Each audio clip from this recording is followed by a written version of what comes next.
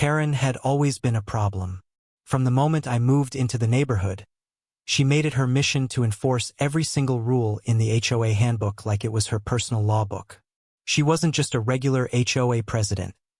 She was a self-appointed dictator, walking around with a clipboard and a smug expression, always looking for someone to fine or harass.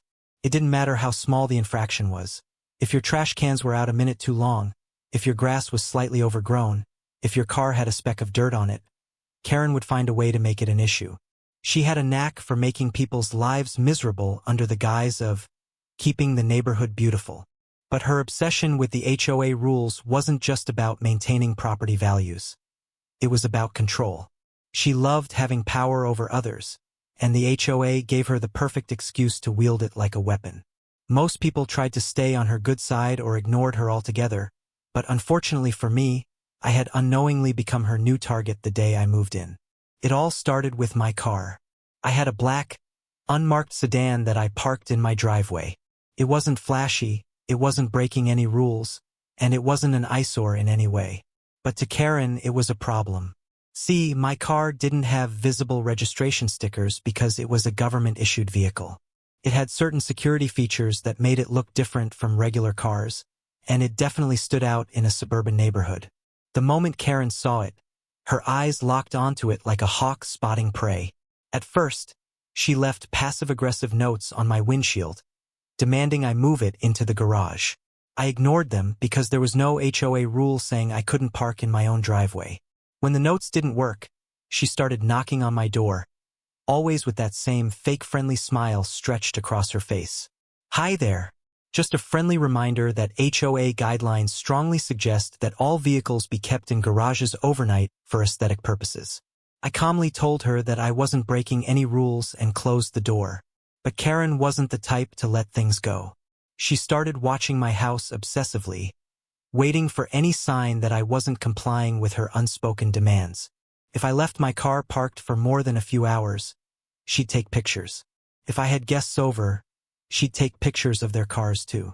She even went as far as sending me official-looking letters, though they weren't actually from the HOA board, just from her personally, threatening fines if I didn't move my car. It became clear that this wasn't just about the HOA rules.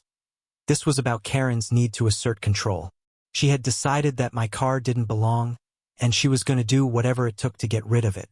Other neighbors started warning me about her. "She's done this before," an older man across the street told me one evening. "Last year, she had someone's work truck towed just because she didn't like how it looked." Another neighbor whispered, "She once fined a single mother $500 because her kid left a bicycle on the lawn overnight." The more I heard, the clearer it became. Karen wasn't just an overzealous HOA president. She was a tyrant. And now she had set her sights on me. One day, I caught her snooping around my car, peering through the tinted windows as if trying to find something incriminating. "Can I help you with something, Karen?" I asked, my voice calm but firm. She jumped slightly, then straightened up and put on her usual condescending tone. "Oh, I was just checking to see if you've finally decided to follow the rules. You know, this neighborhood has a certain standard." I folded my arms and met her gaze. "I'm not breaking any rules. My car is legally parked on my own property." Her lips pursed in frustration, but she didn't back down. "Well, I'll be speaking to the HOA board about this," she huffed before storming off. Over the next few weeks, Karen escalated her campaign against me. She started sending out mass emails to the neighborhood, claiming that certain residents were violating HOA standards and making the community look bad. She even tried to get the HOA board to vote on a new rule that would require all cars to be kept in garages, something clearly aimed at me. But the board wasn't entirely on her side. Some members were tired of her antics, and others simply didn't care about my car enough to push for a rule change. That didn't sit well with Karen. If she couldn't get the HOA to back her up, she was going to take matters into her own hands. Then came the day she snapped.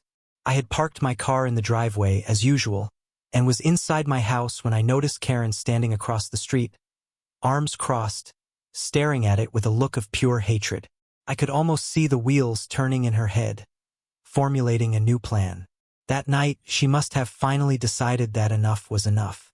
She wasn't going to wait for the HOA to deal with me. She was going to handle it herself. What I didn't know at the time was that she had already contacted a towing company and set everything in motion. She had no idea who she was messing with, and she certainly had no clue that her petty power trip was about to backfire in the worst way possible. Karen's frustration had reached its peak. Despite her relentless efforts to enforce the HOA's parking regulations, the black sedan remained a fixture in my driveway, defying her perceived authority. To her, this was not just a violation of community aesthetics but a personal affront to her power as the HOA president. Determined to assert her dominance, Karen decided to take matters into her own hands, even if it meant bending the rules to her favor. Late one evening, under the cloak of darkness, Karen made a clandestine call to a local towing company known for its aggressive practices. She had heard whispers about their willingness to tow vehicles without proper authorization, especially when incentivized appropriately. The company's reputation for predatory towing had been a subject of controversy in neighboring communities, with numerous reports of vehicles being removed without prior notice or valid cause. Hello, this is Karen from the community name HOA. We have a vehicle that's been violating our parking regulations for weeks. It's imperative that it's removed immediately, she insisted, her voice dripping with authority. The dispatcher, sensing an opportunity for profit, responded promptly. We can have a truck out there within the hour. Just to confirm, you have the necessary authorization for this tow. Karen hesitated for a brief moment but then replied confidently, as the HOA president, I have full authority to enforce our community's rules. Proceed as soon as possible. Within the hour, the rumble of a tow truck echoed through the quiet streets of the neighborhood. The driver, eager to complete the job and collect the fee, backed into my driveway and began the process of hitching the black sedan. The sound of metal clinking and the low hum of machinery stirred me from my sleep. Peering through the window, I was met with the alarming sight of my car being prepared for towing. Throwing on a robe, I rushed outside, my heart pounding in my chest. Hey, what do you think you're doing? I shouted, approaching the tow truck driver. The driver, a burly man with a scruffy beard, barely glanced at me. Got an order to tow this vehicle. Says here it's in violation of HOA regulations. Violation? This is my property and that's my car. You have no right to tow it. I retorted, my frustration mounting. Before the driver could respond, Karen emerged from the shadows, her arms crossed and a smug expression plastered across her face. Actually, you're in clear violation of our community's parking policies, she interjected. Vehicles must be parked inside garages overnight. Your blatant disregard for the rules leaves us no choice but to remove the car.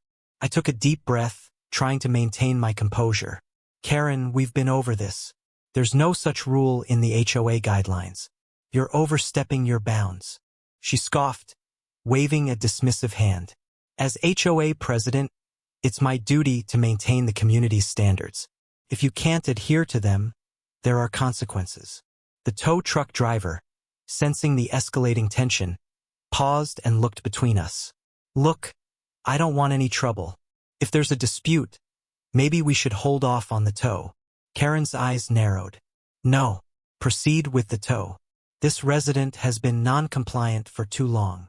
Realizing that reasoning with Karen was futile, I decided to take a different approach.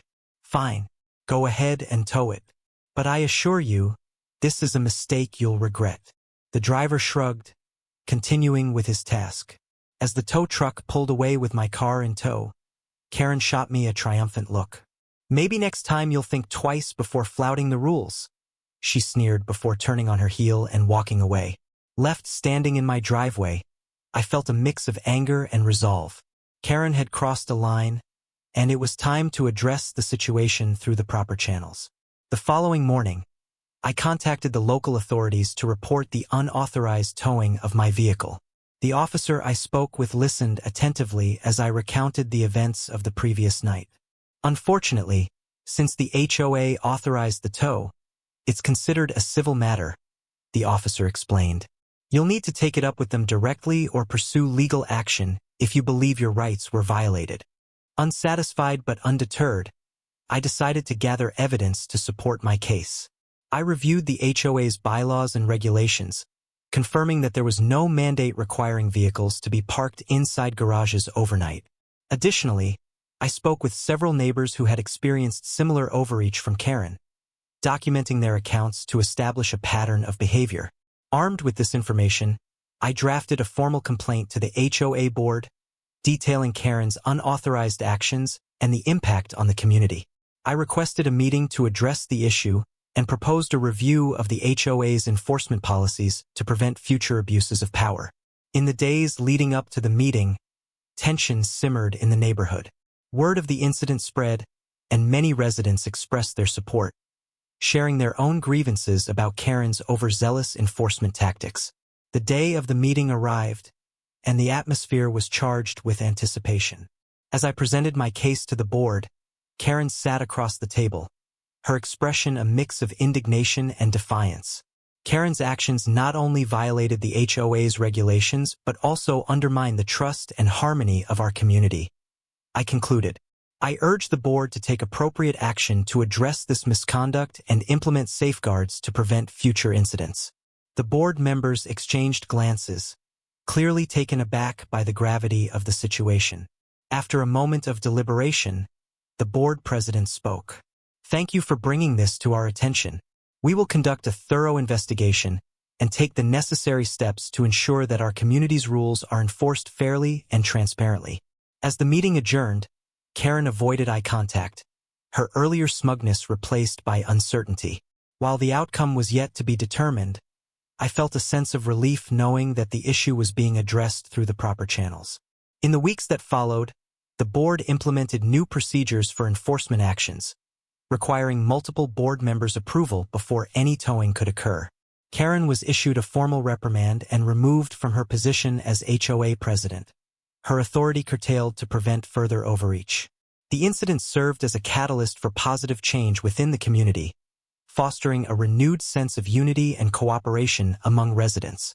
While the ordeal had been challenging, it ultimately reinforced the importance of standing up against injustice and advocating for fairness in all aspects of community life. Unbeknownst to Karen, the black sedan she had targeted was not an ordinary vehicle. It was an undercover FBI car equipped with sensitive surveillance equipment. The car's unmarked appearance and lack of visible registration were intentional, designed to maintain a low profile during ongoing investigations.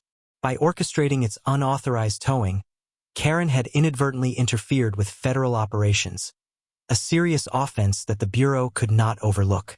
Upon discovering the car missing from his driveway, the FBI agent immediately recognized the gravity of the situation. He contacted his superiors, who swiftly initiated an internal inquiry. The Bureau's primary concern was the potential compromise of sensitive equipment and information stored within the vehicle. A rapid response team was dispatched to locate and secure the car, ensuring that no classified materials had been tampered with or exposed. The investigation led agents to the impound lot of the towing company Karen had hired. Upon arrival, they identified the black sedan and conducted a thorough inspection. To their relief, the equipment remained intact, and there was no evidence of unauthorized access. However, the incident raised significant concerns about the towing company's practices and the ease with which an unauthorized individual could commandeer a federal vehicle. Agents proceeded to interview the tow truck driver, who revealed that he had been acting on Karen's explicit instructions. He provided documentation of the service request, which detailed Karen's claims of the vehicle being improperly parked and her insistence on its immediate removal. The driver's cooperation and transparency indicated that he was unaware of the car's true ownership and the implications of his actions. With this information, the FBI turned its attention to Karen. Agents arrived at her residence to question her about the unauthorized towing. Karen, initially confident in her position as the HOA president, greeted them with her characteristic assertiveness. However, her demeanor shifted dramatically when the agents identified themselves and presented their credentials. The realization that she had meddled in federal affairs left her visibly shaken. During the interview, Karen attempted to justify her actions by citing HOA regulations and her responsibility to uphold community standards. She claimed the vehicle's presence violated neighborhood aesthetics and that previous attempts to address the issue with the owner had been ignored. However, the agents informed her that her unilateral decision to tow a vehicle from private property, without proper authorization, constituted a violation of both local ordinances and federal statutes. Given the car's ownership, the situation escalated when Karen was informed that interfering with federal property and operations could result in severe legal consequences, including potential charges of obstruction of justice. Faced with this reality, Karen's defensiveness gave way to panic. She pleaded ignorance, stating she had no knowledge of the car's affiliation with the FBI and that she was merely enforcing HOA rules. The agents, while acknowledging her lack of intent to interfere with federal operations, emphasized the recklessness of her actions. They explained that proper channels existed for addressing such concerns, and that her failure to follow due process had led to a significant breach. Karen was issued a formal warning and informed that the incident would be documented. She was also advised to cease any further unilateral enforcement actions and to consult legal counsel regarding her position within the HOA. In the aftermath, the FBI conducted a review of the towing company's policies and procedures. While the driver had acted without malicious intent, the company's willingness to tow vehicles without verifying ownership or obtaining proper authorization was deemed problematic. Recommendations were made to implement stricter verification processes to prevent similar incidents in the future. For Karen, the ordeal served as a humbling lesson. Her overzealous approach to HOA governance had not only strained neighborly relations but had also brought her to the brink of legal jeopardy. The incident underscored the importance of measured actions, respect for personal property, and adherence to legal protocols, even in positions of local authority. The unauthorized towing of the FBI's undercover vehicle set off a chain of events that would ultimately lead to Karen's undoing. The FBI, while choosing not to press federal charges, issued a stern warning to Karen and documented the incident thoroughly. This documentation became a matter of public record, raising eyebrows within the community and prompting residents to scrutinize Karen's tenure as HOA president more closely. As neighbors began sharing their experiences, a pattern of overreach and misconduct emerged. Residents recounted instances where Karen had imposed arbitrary fines, enforced rules inconsistently, and used her position to intimidate those she personally disliked. One homeowner revealed that Karen had fined them for having a garden gnome, citing it as unauthorized lawn decor, while another was penalized for parking a perfectly functional motorcycle in their driveway. These stories painted a picture of an HOA president who wielded her authority capriciously and vindicatively. The community's growing unrest led to a formal petition demanding an audit of the HOA's finances and an investigation into Karen's conduct. The audit uncovered several discrepancies. Funds allocated for community improvements were unaccounted for, and there were unauthorized expenditures that coincided with Karen's personal projects. For instance, HOA money had been used to landscape Karen's backyard under the guise of community beautification. Additionally, she had hired contractors for personal home renovations, billing their services to the HOA. YouTube.com, +2. TikTok.com, +2. YouTube.com, +2. With mounting evidence of financial mismanagement and abuse of power, the HOA board convened an emergency meeting. Karen, sensing the gravity of the situation, attempted to defend herself by claiming that all actions taken were in the best interest of the community. However, the documented instances of her misconduct, combined with testimonies from numerous residents, left little room for doubt. The board voted unanimously to remove Karen from her position as president and to bar her from holding any future office within the HOA. Following her removal, the HOA filed a civil lawsuit against Karen to recover the misappropriated funds. The case attracted local media attention, further tarnishing Karen's reputation. Neighbors who had once been wary of speaking out felt emboldened to share their stories, creating a community-wide dialogue about the importance of transparency and accountability within the HOA. In the end, Karen was held personally liable for the embezzled funds and was ordered to pay restitution. The ordeal served as a catalyst for the community to reevaluate its governance structures, leading to the implementation of checks and balances to prevent future abuses of power. Karen's downfall was a stark reminder that authority, when misused, can lead to one's own undoing. In the wake of Karen's removal from her position as HOA president and the subsequent legal actions, the community found itself at a crossroads. The revelations of her misconduct had not only tarnished the HOA's reputation but also eroded the trust among neighbors. Recognizing the need for change, the residents convened a series of town hall meetings to address the issues and chart a path forward. During these gatherings, homeowners voiced their concerns and shared their experiences, fostering a sense of unity and collective purpose. It became evident that the HOA's bylaws required a comprehensive overhaul to prevent future abuses of power. A committee was established, comprising diverse members of the community, to draft new regulations that emphasize transparency, accountability, and resident involvement. One of the first reforms implemented was the introduction of regular financial audits by an independent third party. This measure ensured that all expenditures were transparent and that funds were allocated appropriately. Additionally, the HOA adopted a policy mandating that any significant decisions, especially those affecting homeowners directly, required a majority vote from the community.